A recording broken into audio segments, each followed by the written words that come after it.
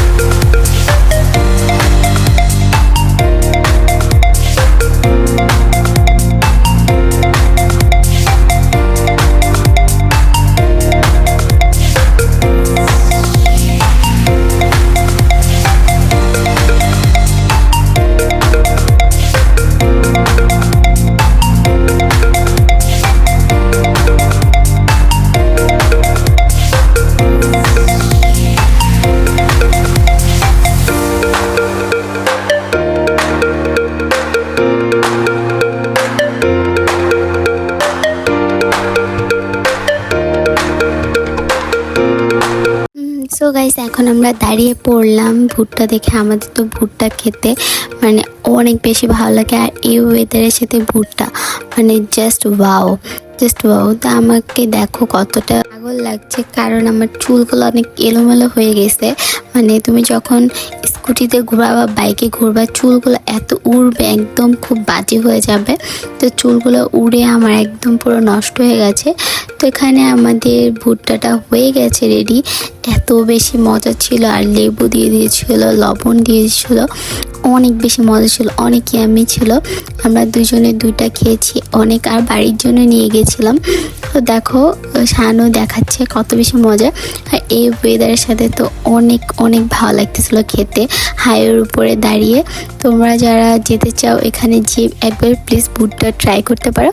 এটা হচ্ছে কৃষ্ণনগরের একটা হাইওয়ে রোড, আর এখান থেকে দেখাচ্ছে কলকাতা 112 কিলোমিটার। যাই হোক, তারপর আমাদের একটু তেলে ভাজা খেতে খুবই ইচ্ছা করতেছিল, চপ খেতে। তো আমরা এখান থেকে সবগুলো চপ নিয়ে নিই, আর তোমাদেরকে দেখাচ্ছিলাম যে কৃষ্ণনগরে কি স্ট্রিট ফুড পাওয়া যায়, মানে কতটা ভালো স্ট্রিট ফুড পাওয়া যায়। তো এখানে মোমো, ফুচকা এগুলো তো সবাই দেখায়, তো আমি একটু অন্যরকম কিছু দেখাইতে চাইলাম, তাই একটু তেলে ভাজা দেখাচ্ছিলাম। তেলে ভাজা এই দোকানটা একটা কাকিমার কাকু, মানে দোকানের মালিক, ওনারা অনেক সুন্দর করে আমাদেরকে মানে ভেজে গরম করে দিয়েছিল, অনেক বেশি মজা ছিল। এটা হচ্ছে কৃষ্ণনগর ডন বক্স যে স্কুলটা আছে, এই স্কুলের পাশেই দোকানটা।